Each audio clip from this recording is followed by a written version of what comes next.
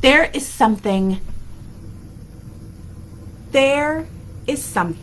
very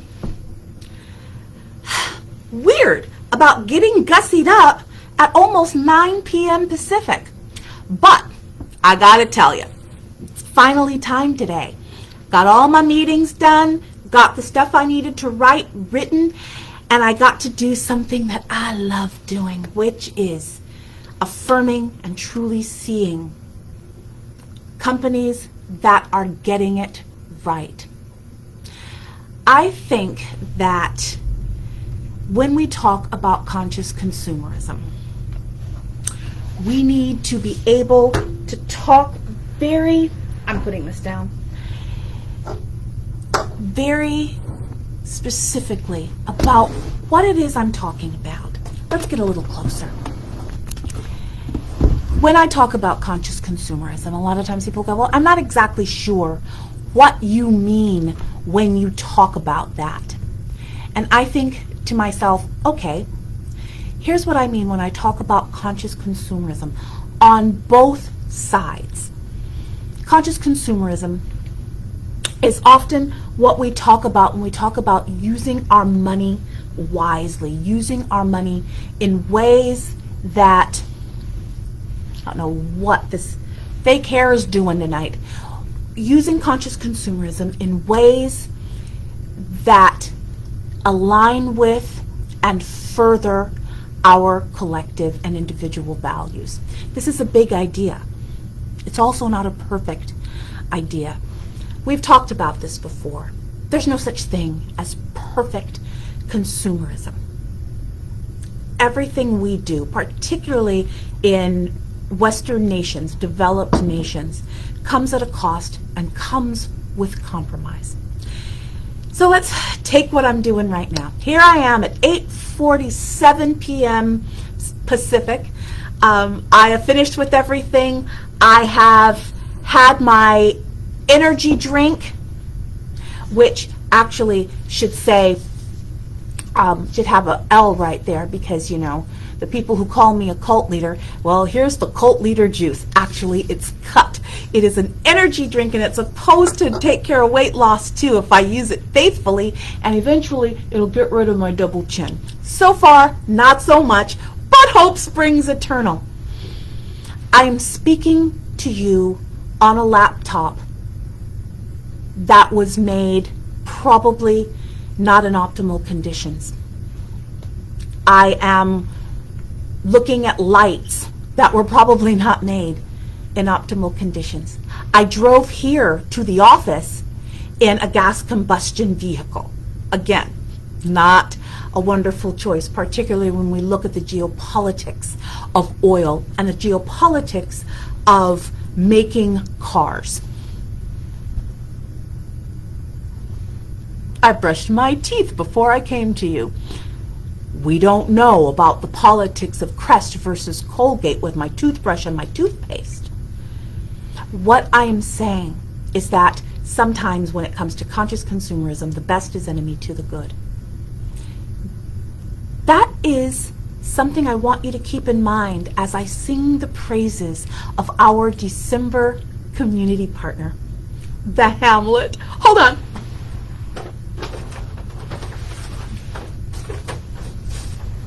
I have goodies. The Hamlett is our community partner, and I love them so much. I think you can see the whole bag, and you can see the little logo on the side. See that? The Hamlett. The Hamlett. The Hamlett was our community partner about a year ago, and they're our community partner again. They gave me an energy drink earlier this morning. That I did have a cider before. They gave it to me in a plastic glass with a straw. Does that take away from the good that they're doing in Lemon Grove and the surrounding communities? No, it doesn't. In another video about conscious consumerism, where we will get even more serious and deeper into it, I'm going to note that probably most of the equipment that the owners of the Hamlett use in order to make their drinks probably come from somewhere else. And we're going to talk about the limits of conscious consumerism, because even if I wanted to drive a car that came from a company that was black owned, or I wanted to pull an espresso shot from an espresso maker company that was black owned, I couldn't do it. That most of the time when we're talking about conscious consumerism with minority owned brands, we are talking about consumables. We're going to talk about that in another video, probably right after this one. I'll be wearing the same shirt. You'll know what I'm talking about. But I want to concentrate on the Hamlett. The women who run this joint are something else. When I went in today, I got to tell you about the scene. They have little, I think of it as they have bleachers where people can watch performances and sit and congregate in larger groups. And one of those groups was a teacher that was talking about English and history to her 9th grade students, one of whom was an 18-year-old intern that currently interns at the Hamlett that used to be one of their teachers. One of her students. There was a theologian that was working on a sermon. There was a geopolitical professor who cares very deeply about the politics of Argentina and Venezuela. I got to talk to him a little bit. There was another guy that was staring off into the middle distance, thinking, I think I loved him the most. And the Hamlett does it right in the middle of Lemon Grove. But they do other things too. The Hamlett technically closes at 2, but they'll let me stay. But they close at 2, and then they open right back up most nights for game nights, trivia nights, opening themselves up for community groups, like I'm going to be there tomorrow night as part of the Forward Club. They are a true community resource. They are a treasure, and that's why we support them. Let's talk about community partners as a whole. We are very careful, not just in how we vet, but also in what we feel that community partners do. They may be meeting specific needs, and that's terrific, but they also need to be looking at other systemic issues, systemic, institutional, societal. So it's not enough that the Hamlett gives me this blue energy drink that still has me wired 5 hours later, but that they are looking at where they decided to put their coffee house, in Lemon Grove, not La Jolla. This makes a huge difference. That they, in their apothecary, because they have one, and in their little shop, that they use minority-owned artisans and businesses. Not only because the quality is good, and it is, but also because when we talk about conscious consumerism, we need to look at it from that other side too. Being a place where artists and artisans can show their wares, knowing that they're going to get paid fairly by Nicole and her daughter, means so much. We supported the Hamlett about a year ago. It was a pleasure to do so. And I think that it is only fitting that we bookend the Hamlett from 2021 and the Hamlett of 2022. This time last year, they were about ready to close their doors. I couldn't let that happen. And I am not at all, not even suggesting that our grant was the thing that kept the Hamlett open for another 12 months. But I do think that we sort of gave them a jump start. And it has been a pleasure to watch them flourish over these last 12 months. The Hamlett was like us, on the ropes. 2 years ago, basically, we lost 2/3 of our operating revenue, and we have never recovered. But let me tell you what we also have never done. We have never wavered in our commitment to community partners. We'd like to do even more, which is why, going forward, if we meet our goal for the month, every penny past that goes to community partners, so that we can maybe do 2 community partners, maybe even 3. That would be something else. It would be great if we could partner with the Hamlett for their interns, for example, and interns of our own. We're going to be wanting to do that more and more and more. Because when I think about conscious entrepreneurship, which is a form of conscious capital, conscious consumerism, it's really important that it gets paid forward. That it's not just so someone can drive a big old honkin' Lamborghini. And I happen to know that neither Nicole or her daughter does. It was something to see. I pretended that I was playing on my laptop, but I was actually listening to Nicole and her intern. Leadership and mentorship the way it's supposed to be. The respect was there, mutuality and parity. The girl was looking at Nicole with love and respect and admiration, and Nicole was looking at the intern in much the way I look at you all from across the screen, seeing who she is in the moment and honoring that and mentoring that, but also, and part of this is also what Nicole was talking to me about, seeing who she's going to be in the future. This young lady got into a very hard college program, which is the firefighting program at Miramar College. And one reason she can do this is because of Nicole seeing her. This is a big deal. As a very small Mickey Mouse operation myself, I can tell you that it makes a huge difference, and I do mean a huge difference, to be seen, and sometimes being seen tangibly. Like I said, the $1,000 that we gave with first fruits to the Hamlett is not going to make the difference as to whether or not they have their doors open in December of 2023. But again, there is something. There is a saying, and it was coined by Emily's List, which was and is a PAC, a political action committee for pro-choice Democratic women, that started about 30 years ago. And it is said, early money is like yeast. It makes the dough rise. There's something to that. There's something to that in the electoral sphere, and even in grassroots politics, in nonprofits like my own, and in conscious entrepreneurship as well. We had thought a long time about keeping community partners, or it had been in my head, keeping community partners but giving them a percentage, which would have meant, considering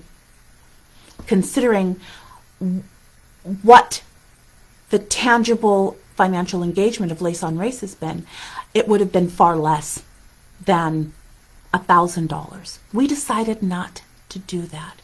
We decided to keep our commitment to first fruits and keep our commitment to an amount that makes a difference.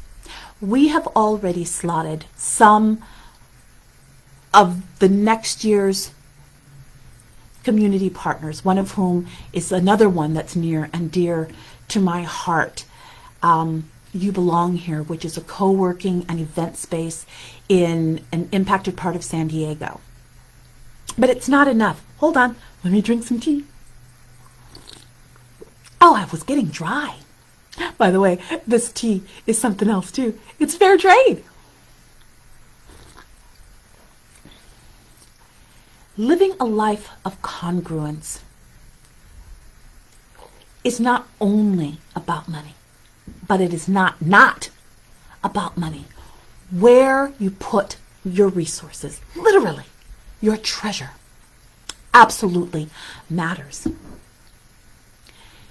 When we became a nonprofit, when we started doing the work to become a nonprofit, and it was an expensive and arduous process, one of the reasons that we decided that we wanted to do it was to become a clearinghouse, if you will, a gathering space for smaller individuals and organizations, formal 501c3s, but more often not, to be able to be an incubator, to show what best practices look like in governance, to be able to show what it looks like in terms of leadership and management style with leadership team, to show what it looks like when it's hard.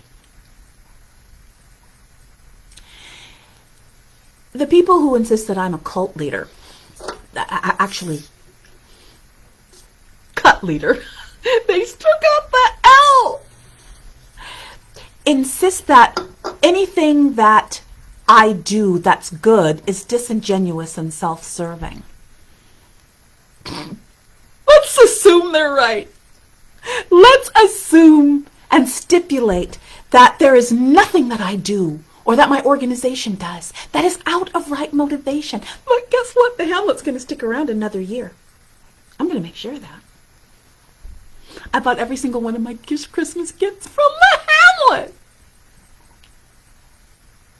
And I'm going to go back for that energy drink. Probably a few of them. I'm not going to sleep until April. She says it's limited edition, so I better start stocking up. Get an energy drink a day. But more than that,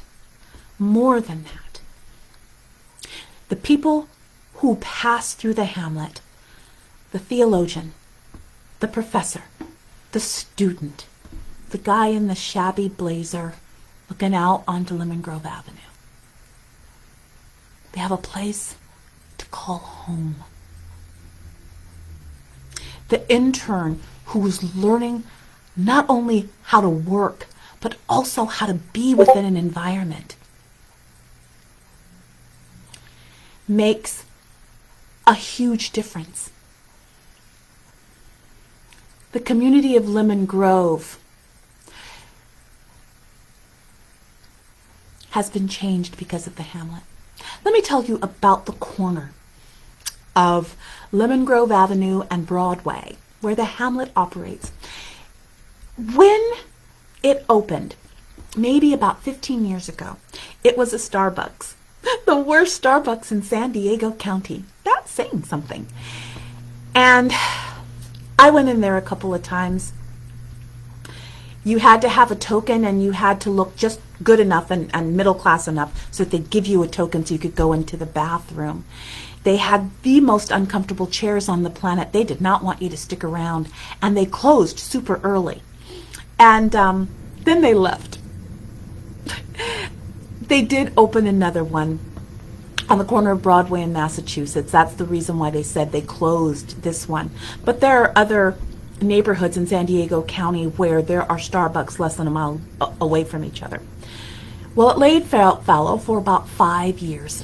And then another local company, not Black owned, but another local company decided that they were going to try to open there. They were much better, but they still felt once removed from the community. Enter the Hamlet. Enter the Hamlet. They went through so much. Permitting that apparently was relatively easy for Starbucks and Ryan Brothers proved to be arduous for the new owners of what would become the Hamlet. There was a fire before they opened that almost shut them down before they even opened their doors. And the first year was hard, so hard. But when I sat down in 2021 and spoke with the people who had literally bled out to achieve their vision, not only for themselves, but for the community of Lemon Grove, I knew that they were exactly the sort of people that we wanted to partner with. And then it happened. And then there's the poetry slams, and then there's the game nights, and then there's the birthday parties, and then there's this, and then there's, it's amazing.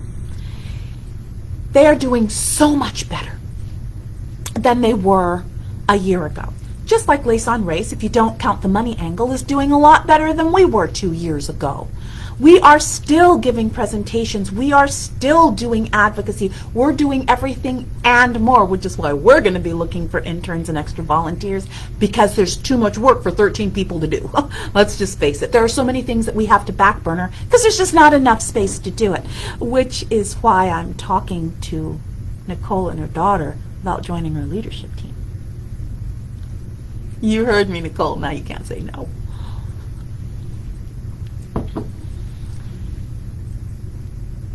But they're still on the seat of their pants. Now, it's true that a lot of minority-owned businesses are, at least in part, undercapitalized. And today, after I shook the hand of the December 22 community partner, and Nicole cried, and I cried, and then I got my cider, and I cried some more because it was so darn good, I talked to her daughter on the phone. And I found out that she had been trying to go for an SBA loan. And it's not a no, but they are making her jump through some pretty serious hoops. One more verification, one more signature. Oh my gosh, that can wear you down. Trust me, I know. Lace on Race does not ask it for people to apply. We don't ask for 18 references. We see that you're doing good work. You did good work last week. You did good work yesterday. So when we fund you, we're pretty sure you're going to do good work today. And you're going to do good work tomorrow. And the next week, and the next month, and the next year going forward. So we don't have to have quarterly reports. We don't have to have a staff person spending 10 hours every 3 months proving that their money was spent well. We trust that the people that we select as community partners will indeed be good stewards of the funds. Lace on Race is a funder. We're going to talk more about that. We're going to talk about the fact that as a percentage, we give more than just about everybody. And we can only do it because of you. I could only go to the Hamlett and tell Nicole because of you. We're going to be talking more and more about money. We're coming on the year end. I still haven't done the ask. But in order for me to fund more Hamlets in San Diego, in Seattle, in Des Moines, Iowa, in New Jersey, in Florida, I need you. In order to give the mentorship like I did to a woman today who wants to start a halfway house for formerly incarcerated women, pro bono, for over an hour, I need you.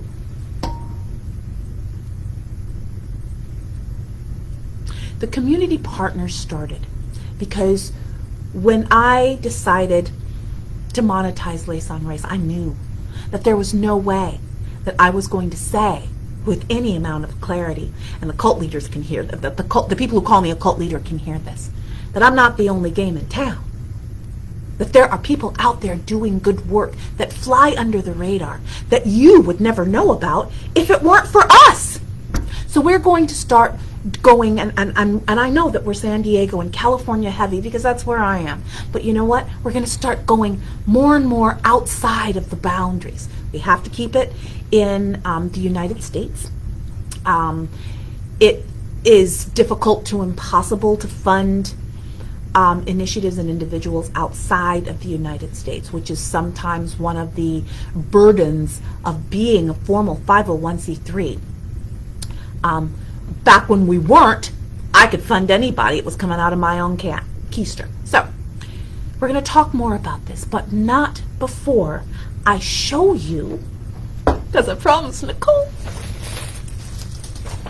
before I show you the goodies that Nicole insisted that I take home with me. And they're going to be back here on the set, so we're going to see them all the time. I love them. They're drinks. See? It's a peppermint drink. See this one? It's a chocolate drink. The Hamlet. And we're going to put them in the back, and we're going to remember. We're going to remember. And later on, probably next week, we're going to do an interview with the women of the Hamlet. And they're going to tell you about the good work that they do. And it's not about coffee necessarily, and it's not even about my beautiful candles. It's about moving the needle forward, one macchiato at a time. In a significantly black and brown inner ring suburb of San Diego County.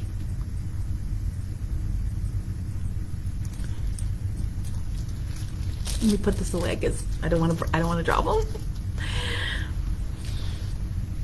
And of course, my t-shirt, the Hamlet. And then this one, it's in the back. Can you see it? Yay! I can't wait to wear it. There's nothing that makes me happier. There's nothing that makes this disingenuous cult leader happier than spreading the message of Hesed. And for finding and affirming and highlighting and amplifying those who are doing Hesed even if they've never heard the word before.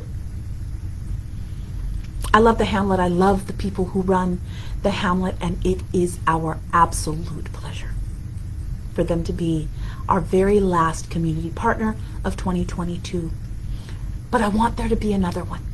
So if we do meet our funding goals, our modest funding goals for December, we'll find another one to fund.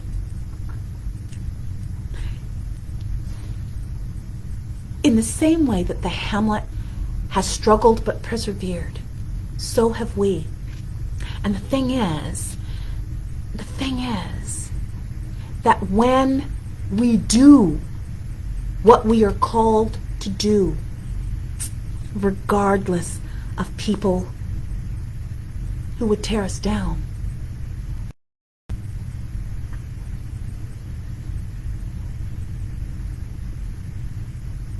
then we're doing what we're supposed to do. So the people who insist that I'm a cult leader and insist that when I say happy holidays, I don't mean it. What is that? What is that? There's a couple of ladies on Lemon Grove Avenue who might tell you otherwise.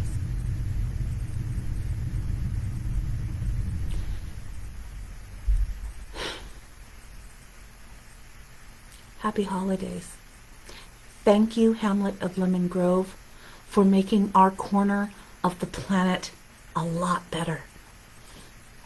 Thank you, community of Lace on Race, for making it possible for us to recognize conscious entrepreneurs like the Hamlet. You'll see me later because now we're going to talk about both the promise and the limits of conscious consumerism, but I want you to keep the Hamlet firmly in mind when we do.